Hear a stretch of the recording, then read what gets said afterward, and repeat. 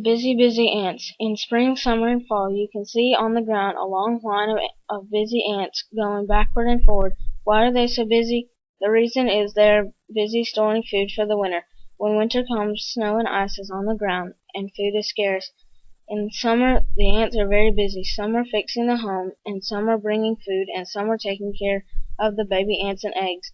That is why the ants are so busy. Written by Freddie Giddens, 5th grade, Claflin School, October 1948. Moving along.